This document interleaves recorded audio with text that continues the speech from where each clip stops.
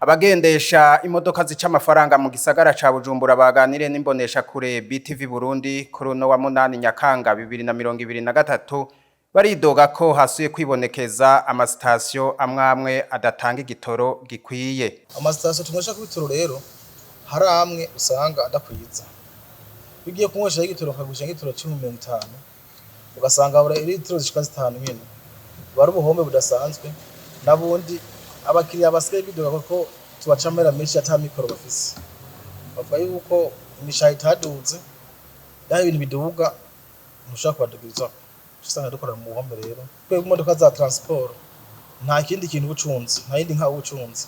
Biko agenda mwibarabara bisaba yuko uzuramya ati imodoka yanje ikamera kuri ibi itangwa iya kuri ivyo uraja ku mekanisi. Rero ngiyo umwe ku station yiba ama station yiba kandi akora mu gihugu kandi benshi banayazi usanga bayahunze.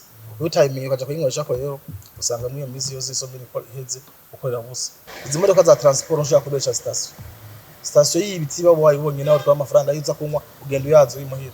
Bagasaba leta ko yosubira ikabarabira ayo masitasiyo ntibaje baribwa ku mugaragaro. Bisaba ko leta iduha ibintu bimeze neza. Ona noza kugura ikintu gikora station ku mugaragaro irakorera mu gisagara cyangwa mu gihugu. Tuzi yuko leta ibizi ipima neza.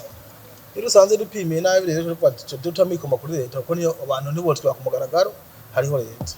Aho mwomenya ko ivyo bisubiye kwibonekeza inyuma y'amezi make ikigo kijejwe kugenzura ubuziranenge BBN kigabishirije kikanugara amwamwe mu masitasiyo atitwara neza yo mu gisagara ca Bujumbura.